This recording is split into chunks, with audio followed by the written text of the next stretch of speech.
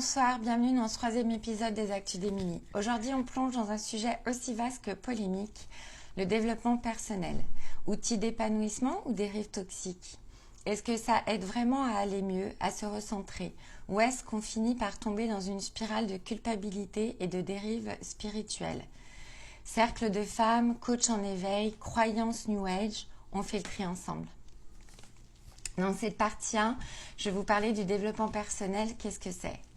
Le développement personnel, c'est un ensemble de techniques censées améliorer notre vie intérieure et extérieure. Confiance en soi, émotions, objectifs, alignement, relations. Ça peut inclure des livres comme les 4 accords Toltec, Miracle Morning, Pouvoir du moment présent. Des méthodes de gestion du stress, respiration, méditation, de pleine conscience, mais aussi des ateliers plus spirituels, reconnexion à l'enfant intérieur, guérison énergétique, les cercles de femmes.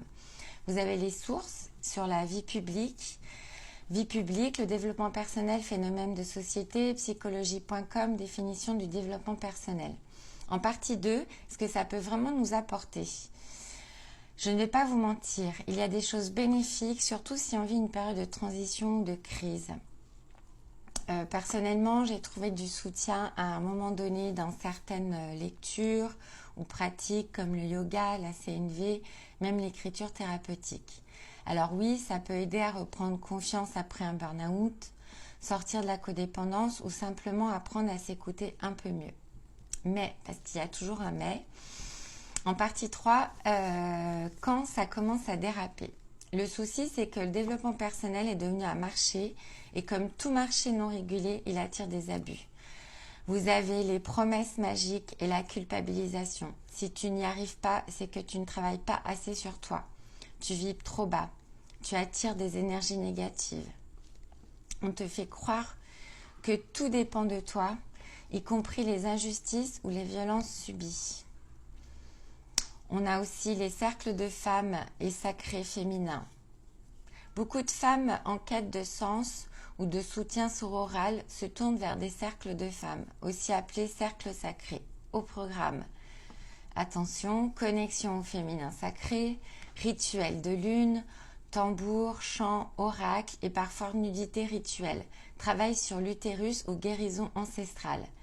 À la base, ces cercles peuvent créer du lien, certes, entre femmes, libérer la parole sur des sujets intimes, violence, maternité, cycle menstruel. Mais certains glissent vers un essentialisme biologique. Les femmes sont naturellement guérisseuses, des rituels pseudo-thérapeutiques sans encadrement, une vision spiritualisée et non scientifique du trauma, voire des pratiques inspirées du néo-chamanisme occidental, souvent réappropriées sans respect des traditions d'origine. En source, vous avez le podcast Méta de choc, femmes sauvages et dérives spirituelles, 1000 vies lues, rapport 2022 sur les dérives du bien-être. En 3, on a les coachs, gourous et formations ruineuses.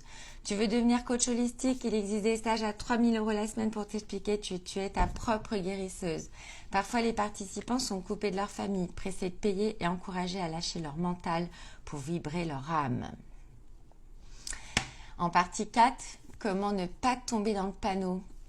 Tout n'est pas acheté, mais il faut savoir reconnaître les signaux d'alerte, les red flags. Le discours culpabilisant, tu t'attires ce qui t'arrive, tarif exorbitant pour un contenu flou, absence de formation sérieuse ou de cadre légal, isolement du groupe, rupture familiale, communautarisme, promesse de miracle ou de transformation rapide. À écouter absolument Méta de choc sur les croyances, France Culture, le développement personnel est-il devenu une religion? Et à lire Gare au gourou, Georges Fenech, développement impersonnel d'un collectif de psy, la nouvelle pyramide du développement personnel de Fabien Olicard. Et en conclusion, le développement personnel peut être un outil utile ou un piège déguisé. Oui à la connaissance de soi, à la respiration, au journal intime, à la thérapie sérieuse. Non à la magie déguisée en science, aux dérives commerciales et au cercle où tu dois guérir ton utérus cosmique. Et vous, est-ce que vous avez déjà participé à un cercle de femmes? Vous avez lu des livres de développement personnel? Racontez-moi en commentaire si ça vous a aidé ou pas. Et je vous répondrai avec plaisir. Dans le prochain épisode des Actus d'Émilie, on parlera d'un sujet brûlant, les antivax. Les antivax, entre méfiance légitime ou complotisme? Comment certaines personnes passent de la simple méfiance envers Big Pharma à un rejet total des vaccins, voire de la science? Quel lien avec le développement personnel, les médecines alternatives et même certaines dérives sectaires? Je vous raconterai aussi mon propre parcours sur ce sujet car j'ai longtemps été dans ce milieu avant d'en sortir. Rendez-vous très bientôt pour l'épisode 4.